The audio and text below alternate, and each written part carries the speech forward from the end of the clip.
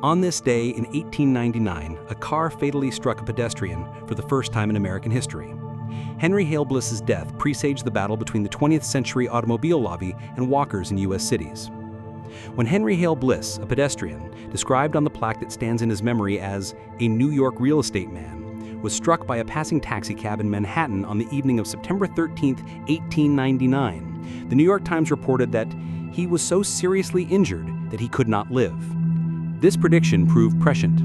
Bliss succumbed to his injuries the following day, becoming the first American in history known to have been fatally struck by an automobile. Today, the 69-year-old is recognized as the first casualty in an ongoing conflict that has reshaped the United States urban centers, the battle between pedestrians and drivers. Bliss wasn't the first pedestrian victim of an automobile accident. That title goes to Bridget Driscoll, an Irish woman who was struck on the grounds of London's Crystal Palace in August 1896. Neither was Bliss the last traffic fatality. According to the Governor's Highway Safety Association, the number of pedestrians killed by drivers reached a 4-decade high of more than 7,500 in 2022 and remained significantly above pre-pandemic levels in 2023. But that's a world removed from the one Bliss once knew. Though reliable data about the number of walkers killed annually by vehicles prior to the 1910s is tough to come by, pedestrian fatalities were hardly uncommon in late 19th century New York City. In that era, trams, horse-drawn carriages, and bicycles shared the pavement with pedestrians. Streets were still regarded the way they had been for centuries, as public spaces in which people and animals could move about freely in any direction they chose. When travelers on foot, especially elderly people and young children, found themselves in the path of vehicles, the results were often tragic. Then in the second decade of the 20th century, the widespread adoption of the automobile made urban streets even more hazardous, says Peter Norden, a historian at the University of Virginia, who examined humans' love-hate relationship with cars in his book 2008, Fighting Traffic: The Dawn of the Motor Age in the American City. As the popularity of cars exploded, officials charged with keeping order in cities stood firm in their view that pedestrian safety was the responsibility of the motorist, much like it was with carriage drivers. Every time the judge would say, a pedestrian has no obligation to watch out for motor vehicles, it's the motor vehicle operator's responsibility to watch out for them. This is Anglo-American common law tradition that says the street is a public space. Everybody's entitled to use it, provided they don't endanger others or unduly inconvenience others. That put the burden of responsibility on the driver because the pedestrian is not endangering anyone else, but the driver is. A disproportionate fraction of the city dwellers hit by cars were young children, a fact that contributed to public sympathy landing overwhelmingly on the side of the many traveling on foot rather than the relatively few behind the wheel. It's this intense blame. The blame is in the New York Times. It's in all the other newspapers of the country. You can see it on the editorial pages. The editors are hostile to drivers. The letters to the editor are overwhelmingly hostile to drivers. Judges are hostile to drivers. And this makes it very difficult to drive in a city. By the 1920s, a coalition had formed among those with a vested interest in seeing motor vehicles move through cities unimpeded. For example, automakers, trucking and taxi companies, and the American Automobile Association, better known today by the acronym AAA. The group's initial response, Norton says, was to lend its voice to the chorus calling for drivers to be cautious.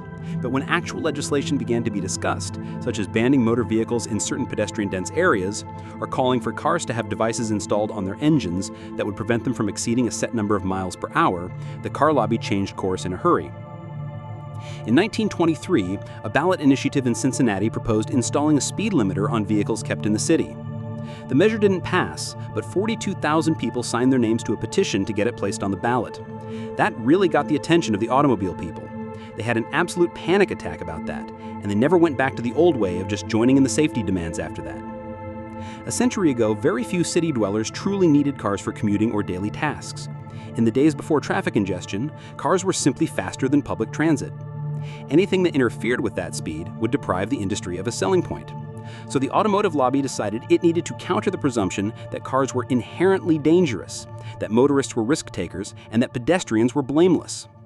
Norton points to a comment made by Chicago Motor Club president Charles Hayes in 1926 as a harbinger of the new approach. The day of the emotional sob sister campaign is over. By that, he explained, he meant that we were going to make the old safety message look emotional. We're going to associate it with mothers, with hysterical women, and we will frame ourselves as the authoritative, scientific men who are cool, rational, methodical, and research-based. This framing dominated considerations of walkability in cities for more than half a century. Jaywalking pedestrians, not careless car drivers, received the blame for traffic fatalities.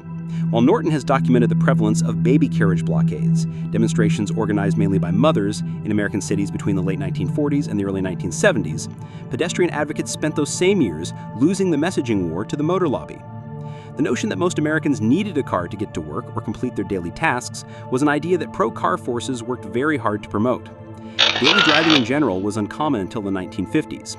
Until the 1960s, Norton points out, about half of American women of legal driving age never obtained driver's licenses, a fact that pro-automotive forces exploited in their campaign to paint pedestrian safety advocates as busybodies and worrywarts who just didn't understand the science of traffic. It was very condescending. By the 1960s, wrote Smithsonian Magazine in 2014, cars had become so dominant that when civil engineers made the first computer models to study how traffic flowed, they didn't even bother to include pedestrians. As pedestrians, Americans may have feared their dangers, but as drivers, they loved their mobility. Given the automotive lobby's later emphasis on pedestrian culpability, one element of the 1899 Times account of Bliss's death leaps out. The vehicle that struck him is described as an automobile in charge of Arthur Smith of 151 West 62nd Street, phrasing that places responsibility squarely on the driver's shoulders. According to the Times, Bliss was hit just after stepping off of a southbound trolley car at the intersection of Central Park West and 74th Street. As he turned to assist a fellow passenger with the step down to the street, the electric cab struck him, a case of one modern convenience of transportation, the trolley, being pitted against another modern convenience of transportation, the automobile. The newspaper recounted Bliss's injuries in notably graphic detail, reporting that his skull and chest were crushed. The cab's passenger, a physician whose father had previously served as the mayor of New York City, called for an ambulance as soon as the vehicle came to a standstill. Until its arrival, he noted, did all he could to aid the injured man. The driver, meanwhile, was arrested and charged with manslaughter. The final sentence hinted that Bliss's demise would not be an isolated incident. Indeed, just over a decade after Bliss's death in 1910, automobiles killed more than 100 pedestrians in New York City. 2 years later, in 1912, that figure doubled to 221 fatalities. Reflecting on the death toll, the newspaper wrote, "No man is likely ever to forget the first violent death he witnesses. The huddled form of what once was a man amid the mud and filth of the street makes an ineffaceable impression."